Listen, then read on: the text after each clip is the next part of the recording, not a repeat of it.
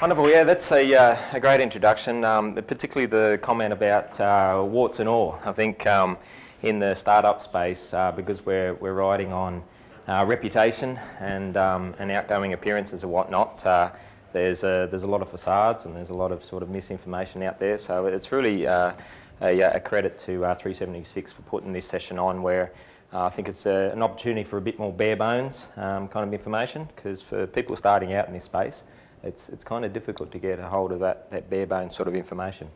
So Newie Ventures is, well, I called it not your typical startup story, but in the startup space, probably being atypical is kind of typical. So we certainly don't fall into a lot of the categories that are defined around the startup space, but we think we've got a place to, a part to play anyway.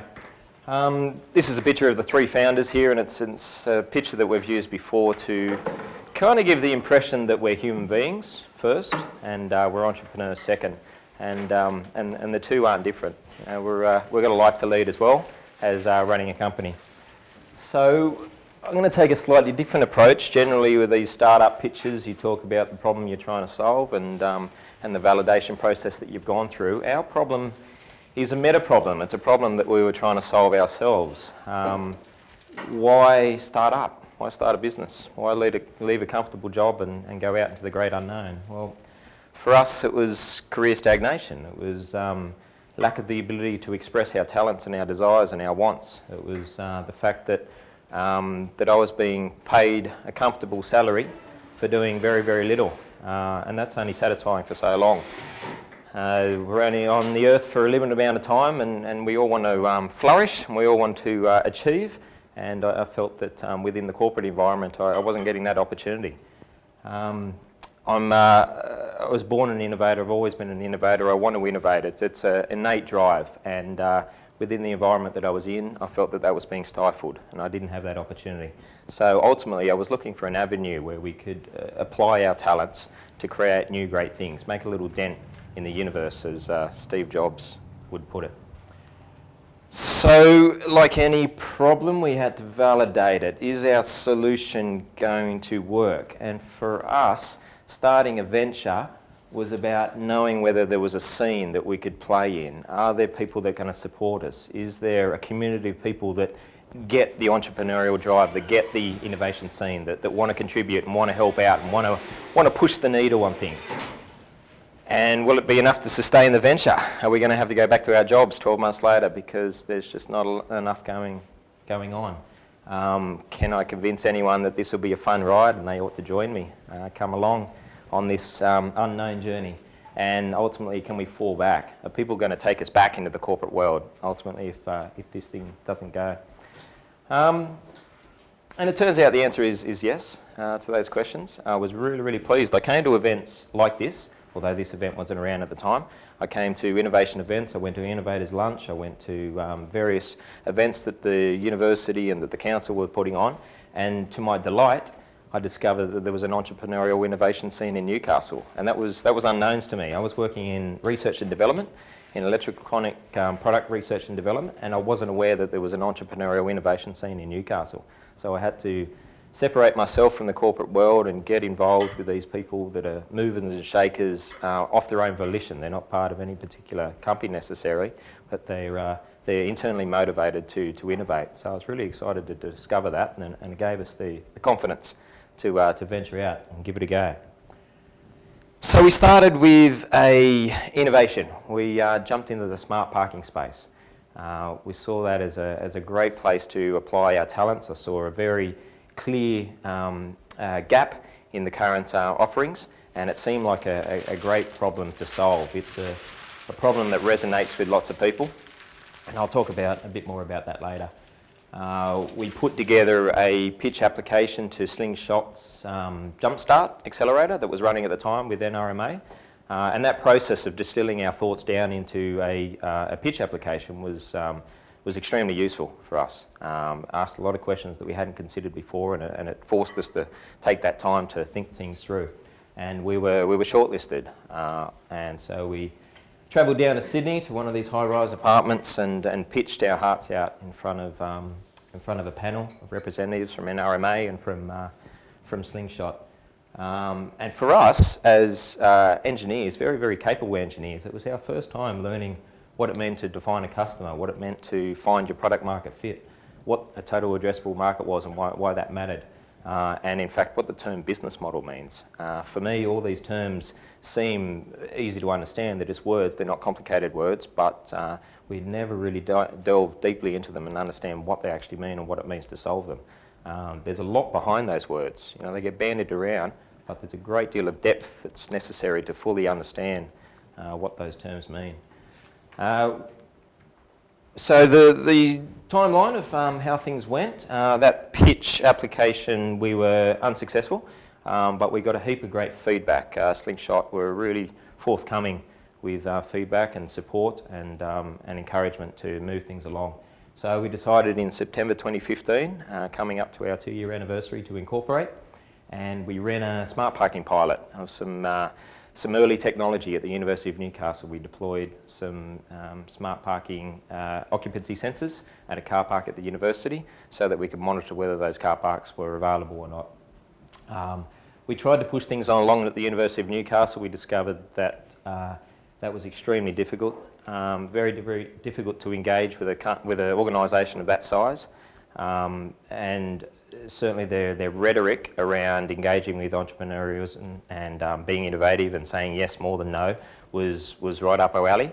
But in practice, it's a big beast, and there's a lot of people there that haven't quite got the message. So we faced a lot of brick walls, and we faced a lot of slow, agonising kind of processes. And much to our disappointment, in the end, we abandoned our efforts at the University of Newcastle in about October. And we went private. We looked for other avenues outside the university, and within a couple of days we had approval to do larger trials at 3 other sites around Newcastle. So that turned out 6-8 months later that was a good decision. We probably should have made it 6 or 8 months earlier.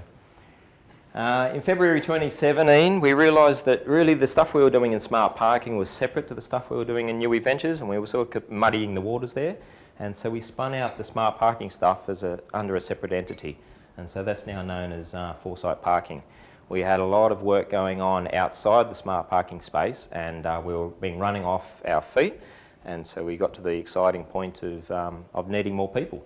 So we gained our first part-time employee in February this year, and just recently we gained our first full-time employee as well. March 2017 we signed a memorandum of understanding with Best Park, which is a mob that operate out of here occasionally. They're ex-students at the university, and they do a smart parking app. We do smart parking devices that instrument car parks, so it was a perfect marriage between our two companies, and we're collaborating together on the honeysuckle pilot. So just behind this building here we've got a smart parking pilot running in the honeysuckle precinct, where we're instrumenting the car park and Best Park are providing the customer-facing app. So that's where we are now. So effectively there's 2 sides to Newie Ventures. The first is Foresight Parking. Now the problem we're trying to solve there is the fact that when you drive into town, you're in an air-conditioned, automatic, excellent vehicle that needs to be put somewhere, and it always seems so backwards that you need to find a spot to put your vehicle, even though that's not part of your journey. So if I want to go to the pub and I want to drive there, then I'll need to find somewhere to put the car before I can get to the pub.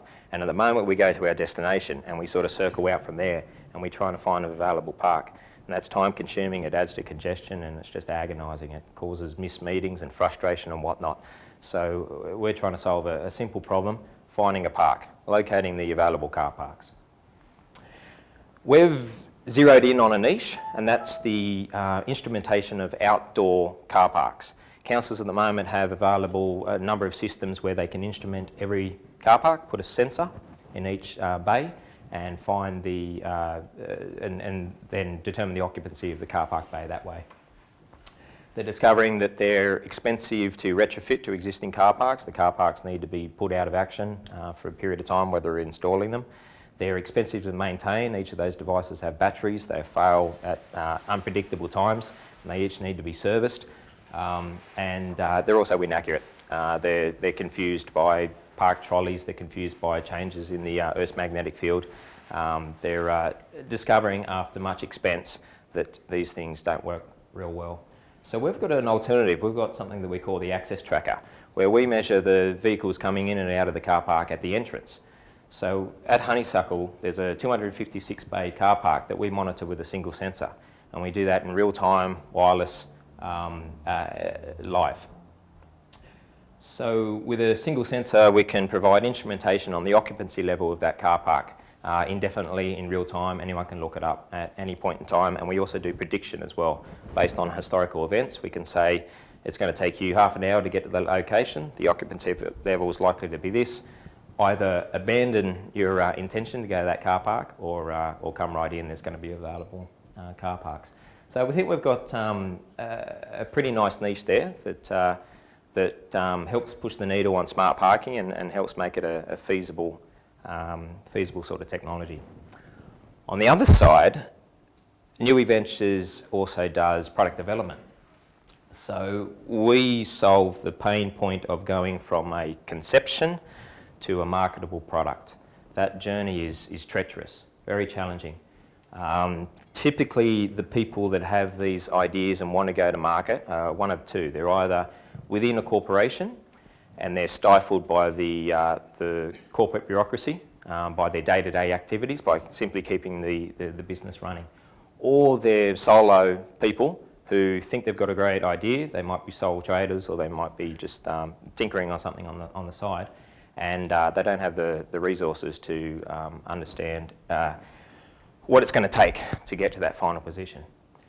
So we're involved in taking people along that journey, to guide, to provide research, to do feasibility studies, to decide whether that's a good idea or not, whether it can be done, whether it disobeys the laws of physics and therefore should be abandoned, or whether it's just simply not cost feasible and it should be abandoned, or whether there's something there worthwhile pursuing, and we can take you along.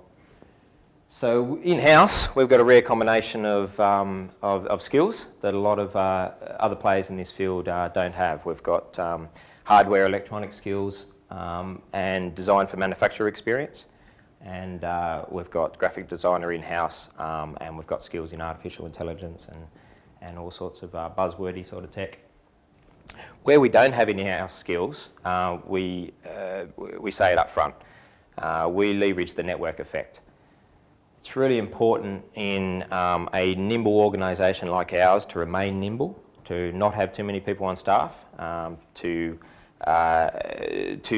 not spend all your time servicing the business itself. So we maintain a small amount of staff, and we have a trusted network of experts that we call on to fill in those gaps that we need. That network effect is very, very valuable. These people are hard to find and they're hard to maintain. And so we work to maintain a network of people that we can trust and that we can draw on and use. So what have we managed to do? This is an opportunity for us to reflect on what we've done at Newie Ventures. And number one, we've been profitable. We haven't taken any external money. We don't owe anyone anything, and none of us have gone broke, which is, I think, an achievement. More importantly, we've been innovating. In the 3 years prior to launching this innovation, I was unable to get a single product to market. And that was immensely frustrating. Since, in the 18 months since Newie Ventures has launched, we've got 5 products onto market that are producing revenue for the companies that paid for those products. All the team members that I asked to come along with me on the ride on day one are still fully engaged as they were on day one. And that's a source of pride for me, that people saw the appeal of the vision that I had, and they invested their own time and life and sense of purpose into that vision. And they're carrying it and they're defining it in their own way, and they're moving along with the journey. In the 7 years prior to forming Newie Ventures, I had no appearances in the local newspaper. It took about 6 months after forming Newie Ventures to get in the local newspaper. Not a big thing, but certainly the opportunity for recognition and for my potential impact to be recognised is far greater, and we've really leveraged that effect. That's been enjoyable. We've been able to learn how to do a startup by actually doing it. As I said before, these terms that people bandy around, they seem simple.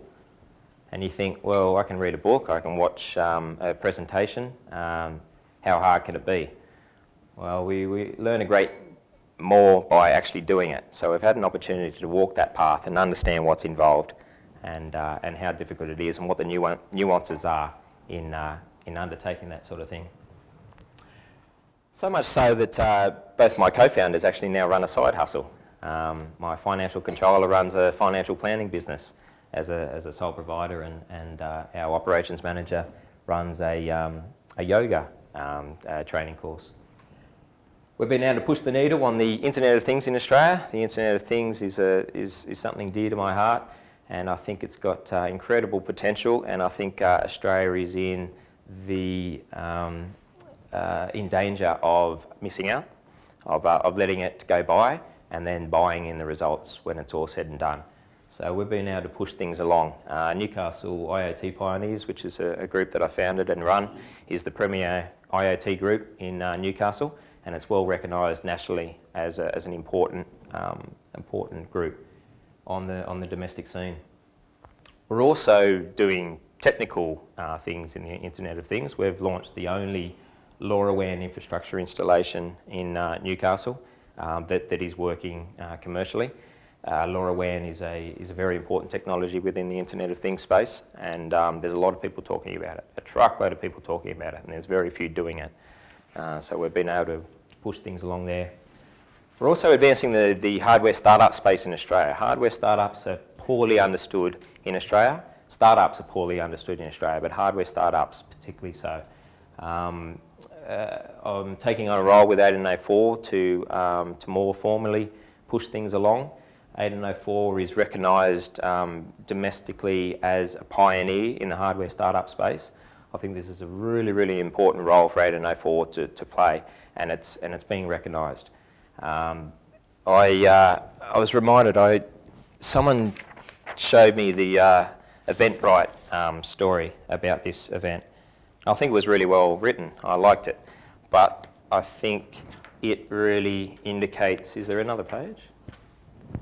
I've got it here. I think it really indicates some of the challenges that we have as hardware startups when it says that our past and current projects include parking apps and software for small wind turbines.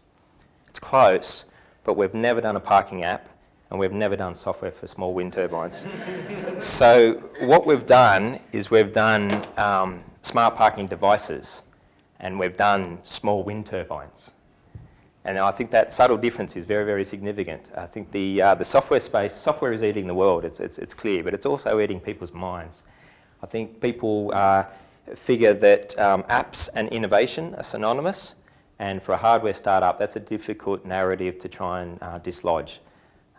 So we're pushing things uphill, but I think 1804 is in an exceptional place to be a leader and to be a pioneer about the unique challenges and the unique offerings that hardware startups could bring to Australia. Via 1804, we're forming some links with some international incubators as well. As a hardware startup, if you're going to go full scale, if you're going to go millions of units and you're going to go into production, you're going to be looking at China. China's a very difficult place for Australian startups to access, but there's some really exciting, really interesting things happening in this space to help people along that journey. And so 1804 is at the forefront of forming those links, and I'm excited to be part of that and be pushing things along. More than $1 million worldwide sales of our own product. Not yet. Haven't checked that one off yet, but that's okay. We've done a lot of really interesting things, a lot of exciting things, and we're really enjoying the journey. Okay, I'm going to take a side step here. Someone once told me that presentations ought to be a gift to the audience, they're not for the presenter. So I want to give you something that I've been thinking about. This is something that I've never seen anyone talk about. I'm sure there must be people talking about it, but people sort of seem to gloss over it very, very quickly. As entrepreneurs, we're human beings first, and we probably have similar sort of goals out of life. And for me, what I'm always looking for is the overlap between these three circles. There's some things that I'm good at, there's some things that I love doing, and there's some things that people will pay me to do. Right in the centre of that is the sweet spot that we're always looking for. So if you do what you love and you're good at it, then you'll be having fun, but you'll be broke. If you do what you love and someone will pay for it, then it's probably not going to last because someone will come along and do it better. You better quickly get good at it. And if you're doing what you're good at and people are paying you for it, but you don't love it, then you're leading a monkey life. So for me, we're always trying to navigate this centre. And I think as entrepreneurs, we get coerced into a particular path that is the established narrative. And for me, I take a step back regularly and think, is that path going to point me towards the sweet spot in the middle of this circle, or am I going to spend 5 years over here, or 3 years here going broke, or 2 years up here going nowhere? So I'm really excited that Newie Ventures has been a platform for us to find that sweet spot at the middle of those three circles. And to finish, I want to explain this thought. This thought actually came to me while I was at an art exhibition. And at the front of the art exhibition, the art director, who is showcasing a new artist, was talking about the artist that he was showcasing. The artist was standing next to him. And the art director was waxing lyrical about how much potential she has and how she's an undiscovered artist, and how her work represents these themes and these emotions and resonates with these people, and that it would look really good on your wall, and here's some shots of what the artwork would look like in your space, and what a wonderful talent she is, and I'm really proud to have her here. Her works, her price list is here, and I'm so glad that she's here showcasing her works in my gallery. I hope you buy lots and lots of them. And then he handed over to the artist, and the artist said, "It was so hard. I've been trying for years and years to do this, and my partner was supportive, and I wouldn't have got here otherwise. And I get up in the morning and I get angry, and my partner says, go out and paint, and I go out and paint, and I don't know really what I'm doing, but I'm throwing some colours down, and I think there's some emotion in there, and I like this colour, but this bit was really hard, and then it was so wide, and then we had some problems with blah, yada, yada, yada, yada." And that difference between the artist and the art director couldn't have been more stark. And I thought, wow, there's a really good analogy there for potential entrepreneurs. A lot of entrepreneurs come to the entrepreneur space as artists. They're very good craftsmen. They have a talent with their hands, or with a keyboard, or in solving problems or doing something. And they will do that in the absence of reward, in the absence of payment, in the absence of a business necessarily. They will do it just because they've got a yearning to do it, and they want to do that, and they want to do it over and over and over again. And then you've got entrepreneurs that come to the table who want to build businesses, and what they're looking for is artists. They're looking for people who are talented, people whose wares that they can showcase and show the world, and open up to new markets, and they can display. And I think I've discovered maybe over the last 24 months that it's extremely difficult as an artist to be an art director, and as an art director to be an artist. So I'll leave that with you. Thank you.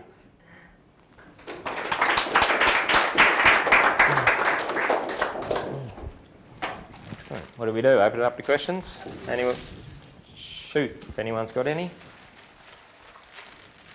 You talked about how there's a strong misunderstanding in Australia about not only what startups are, but also issues that hardware startups have.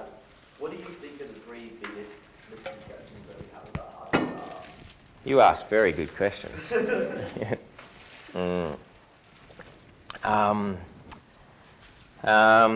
Three biggest misconceptions. So one is that hardware innovation can be done at night at home in front of the computer. That it doesn't need a space, a facility, some benches, some equipment, some gear, some a physical space in order to operate in. That's often missed.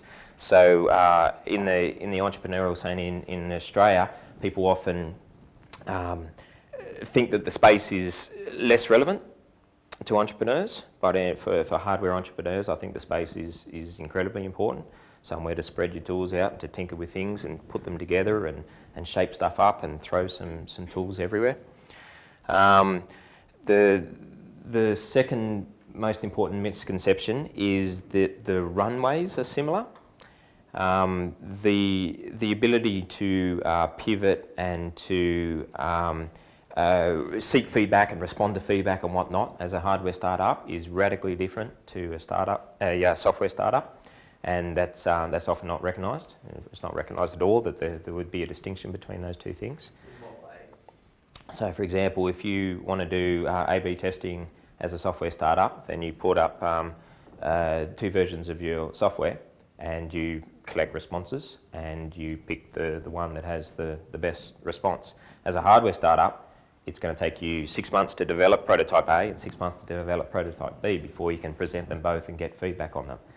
So it's just a whole different ball game about how you should be seeking feedback and how you should be iterating and whatnot. Maybe the third misconception is where the drop-off points are for revenue generation.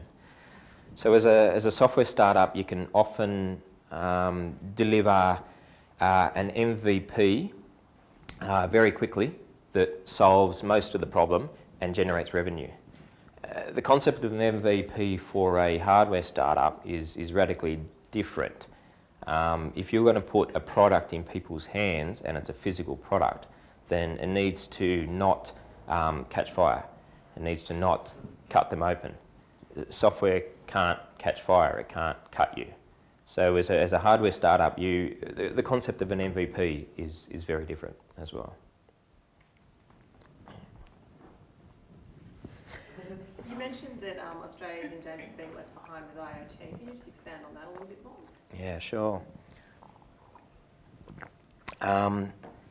So one of the aspects is that, IoT is probably just the latest example of where potentially we get left behind. Because historically, Australia has been a manufacturer of wool, or an exporter of steel, or of ore, of things that we dig out of the ground. And we have this customary notion that we export wool and ore, and we buy electronics from overseas somewhere. And as we transition away from those sorts of primary industries, or at least they become less important, we have this plethora of engineering talent still dormant in Australia that are saying, no, we can build these things. We have these talents. Electronics doesn't just magically appear from China. We can produce these things and we can export it and then and make a profit from it. So there's an historical aspect to that, where Australia is just has always been culturally of the opinion that that technology is something we buy. But IoT brings with it its own challenges as well. One of the aspects is that we're a very small market, and the Internet of Things is a global technology, and the Australian radio licensing agreements have been slow to adopt international rules. Recently, they've really pulled their finger out, which is really encouraging. So I think they took the same sort of we'll buy it when it's ready kind of approach, and they've changed their tune, and now they're like, no, we need to be participating in this. So Europe has a certain radio scheme, US has a certain radio scheme, and Australia and New Zealand have a certain radio scheme. So if you're doing long distance communications, you need a different product in those 3 regions, which are the predominant regions. And because we are such a small market, the big players in America and Europe often neglect Australia. And so we get the third wave of innovation after it's been proven in the major dominant markets, and they're looking for saturation, for worldwide distribution. And so this is a perfect opportunity for Australia to be leaders here, to say we're perfectly capable of doing Internet of Things type technology. let's establish some laws, let's set up the frameworks so we can actually build things and then export them, and we'll change our products to suit international markets. Instead of international manufacturers saying, oh yeah, Australia, we'll get to them when we get to them. So that's just one example of my main fear, is that Australia has this mindset of buying technology, of assuming technology is invented overseas. Is that due to possibly, hardware works by scale, so you profit by selling many units of projects, and because Australia's such a small market for that stuff? Yeah. That's It's definitely a big part of it, and I'm concerned that the startup narrative has steered so heavily towards mass manufacture. There is a great deal of innovation that we can do in Australia which is not mass manufacture.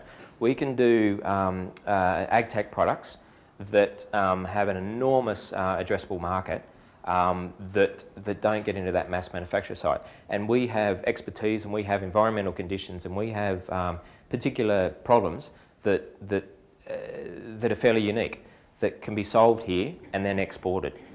So this concept that because we're so small, we'll wait for it to be available everywhere and then eventually we'll get the dribbles, I think is flawed. When you look at our scale, our particular requirements, and those niches in med tech and ag tech and whatnot that need to be solved here first and then can be exported.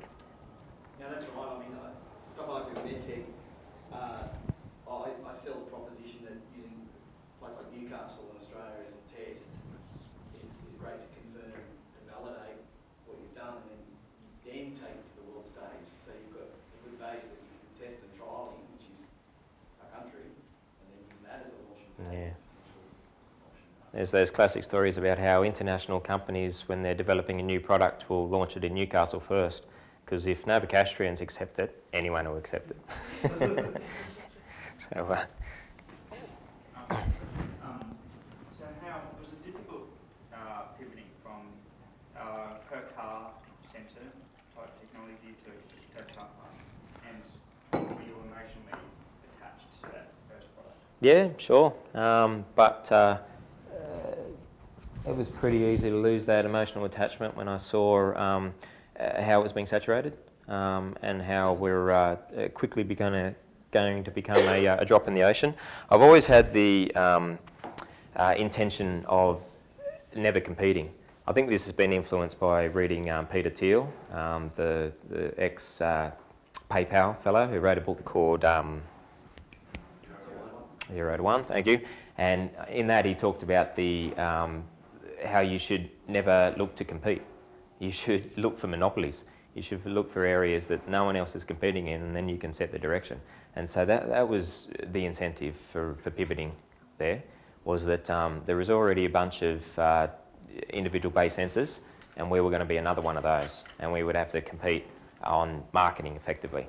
And our strengths in marketing are fairly absent. So yeah, we're interested in being unique, finding a niche. So it seems in the last few years, or definitely has, barriers to entry have dropped significantly for hardware startups. Now that's kind of bringing it back way closer, I guess, to software startups in terms of barrier entry costs and development costs and manufacturing and all the rest of it. Mm-hmm. Now how do we leverage that, the capability now that it's getting a lot cheaper? Absolutely, it's changed. It's gotten a hell of a lot better. That's a really important observation. 3D manufacturing and turnaround times on electronic parts and international distribution has made things dramatically easier. So if we don't capture this opportunity, then we ought to kick ourselves in the bum. How do we leverage it? I think we've still got to talk about the requirements of a hardware startup. I think the software startups have dictated the narrative, and so people apply these requirements that a software startup needs just across the board. And so we need to talk about our particular needs and wants and issues and requirements, and also what we give back. What's the point of a hardware startup? Why should we be interested in hardware startups? So I think we've just got to keep talking about that, what our story is, and differentiate it from the software startup world. So Heath, you went to China recently. Tell us a bit more about that trip, where you went, what you saw, how it can apply back in Australia or not. Sure. Yeah. I wrote a couple of thousand words about it recently. So if you want to jump on LinkedIn and look me up, you can have a read of annotated with photographs and stuff, so it's not too lengthy. But the takeaways really, Andrew articulated this really well the other day, I think. One of the things we discovered was that that China is exceptional at manufacturing. Absolutely, they're world leaders. They're very, very good at taking a particular thing and making many, many, many of them. If you say, if you dictate your device to look like this and feel like this and whatnot, then that's how it comes out. So if you make some mistakes, or you don't say that, obviously there needs to be something between there and there. If you don't dictate that thing, then it'll come out without that thing between there and there. So you need to be very explicit about what you want. We discovered that China is a difficult place to operate in. The language barrier is significant. The customs and the cultures and the laws and whatnot are unfamiliar to most Western people. And that Hong Kong is an excellent intersection point between China and the Western world. It still maintains a lot of Western culture, and it has a credible port system and set of logistics for operating with China. So Hong Kong is a key part of that relationship. We discovered that earning trust and getting on the same page with Chinese manufacturers is challenging. They say that after you've spent 10 years in China, you're still about 10 years away from learning the culture and understanding what it's like. And after you've spent 20 years in China, you're still probably about 10 years away from understanding the culture. So it's a difficult place for Westerners to operate. So one of my major takeaways was that you need people that you trust that are well linked in China, that are able to translate for you and able to negotiate and able to just give you some confidence that that you're both on the same page and where you're going. China is growing up. We visited some interesting factories where they were disappointed that there was a conception that China is cheap and crap. They manufactured things for Japan. And to be a manufacturer for things from Japan was a badge of pride for them, which is interesting given the animosity between China and Japan. But for this factory, the fact that Casio were coming to them and asking them to manufacture things meant that they could make good quality stuff. And so China is an enormous place, and they run the full spectrum between cheap and cheerful to highly sophisticated, very high quality products. As one of the fellows we met over there said, your Apple iPhone comes from China, so they can do high quality sort of gear, and they can do cheap copies. So it's a huge place, and we certainly didn't learn it all just by spending a week there, but it was extremely eye-opening. There's no doubt that they are geared up and excellent at mass manufacture. And so if you want to do mass manufacture, you've just got to be in China. And so the projects you've done for clients, you mentioned 5 in the last however many months, and they've all been hardware? That's right. Yep. And where do you get those manufactured? So my key strengths are in the industrial space, where mass manufacture is not necessary. We're talking high value, low volume products, which is a particular niche that's often forgotten. It drives a great deal of Australian industry, is high value, low volume products. So for those products, they're manufactured locally. So give you an example, well, a couple of examples. A device for measuring people falling asleep while they're driving that we did recently is manufactured on the Central Coast. They've got a team of workshop assemblers who pull the electronics in and assemble them and program them and ship them out the door in a box. I did a device for finding leaks in sewer pipes, and that's manufactured in Melbourne. They've set up a production shop to manufacture those. And again, these things are high value, low volume products, and Australia is perfectly good at doing that. That's one aspect that I probably should have mentioned about China, is that there's not necessarily much incentive for doing prototyping in China. Australia is perfectly capable of doing low volume manufacture. So yeah, I'd consider that differentiation between low volume and high volume. Australia is very good at low volume manufacturing, provided the product is high value, so that you can afford the cost.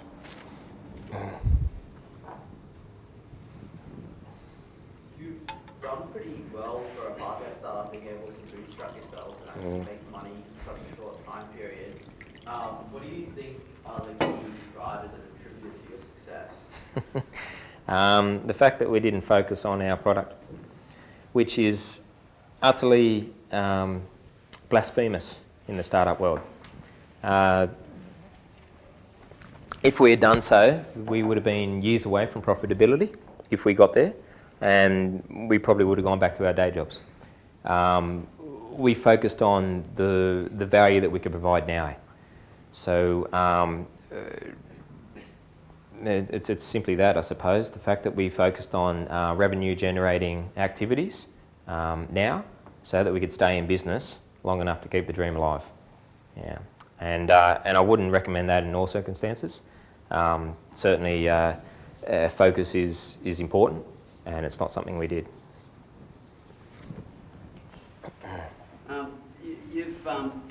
You've been really pivotal, not just in the Newcastle sort of IoT scene, but also nationally. I think your meetup here was one of 2 or 3 in Australia for quite a while, and I think it's taken off more recently. Why? You've told us about your troubles, your challenges in facing it. Why waste your time doing that sort of community stuff? Yeah, absolutely. If it was wasted time, we wouldn't do it. Why just sit in your shed and work and yeah, absolutely. Look, networking is key. Networking is utterly key. The Newcastle IoT Pioneers was set up to scratch our own itch. We were pioneering in the IoT space, and we thought we can't be the only ones. We can't be the only ones hitting all these roadblocks and buying in products and then discovering they don't do what they're supposed to do, or dealing with the Australian Communication Media Alliance and their shifting rules about when you can transmit and when you can receive. So we thought, surely we can share some information here. And so the Newcastle IoT Pioneers was absolutely an endeavour to scratch our own itch. But it's grown into something much, much more than that. It's also been an opportunity to be a conduit for the IoT discussion, which has been extremely valuable. So you're quite right, when the Sydney IoT meetup wants to look at the scene in Australia, then they recognise that Newcastle IoT Pioneers has this huge catchment area here north of Sydney, and that they're the place to go to see what's happening in the local scene. So I'm not doing everything in the local scene, but people are still coming to me to be that contact point so I can share things out. So if it wasn't providing those benefits, we'd probably can it. But no, there's lots of ancillary benefits coming out of it. I think you knew the answer to that, didn't you?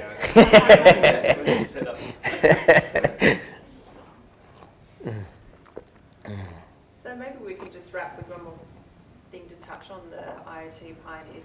There'll be some people in the audience that don't know who, what, when, where, why. Mm-hmm. Maybe just tell them some examples of the past events that you've had. Sure, yeah. So Newcastle IoT Pioneers meets the first Thursday of every month. Next August, the first Thursday in August, will be our 1-year anniversary, which is an exciting milestone. So every month we just have a fairly informal get-together, and we get a guest presenter who speaks on various topics. So we've done all the verticals from smart city to industrial to automotive to anything else that the Internet of Things plays in. We've touched on security a couple of times. We've touched on entrepreneurism as well, the startup scene in the IoT space. So we've got a variety of topics in the Internet of Things world. It's not meant to be a technical level presentation. It's meant to be about seizing the opportunity, advancing the state of the art, and making sure that Newcastle and Australia in particular doesn't miss out on the opportunity that the Internet of Things provides. So it's free to attend. It's on every first Thursday of every month at 6:30 p.m. at the Stag and Hunter, and you can find us on meetup.com. Did I cover everything there? Cool. Excellent. All right. Thanks very much, guys. Cheers. Thanks,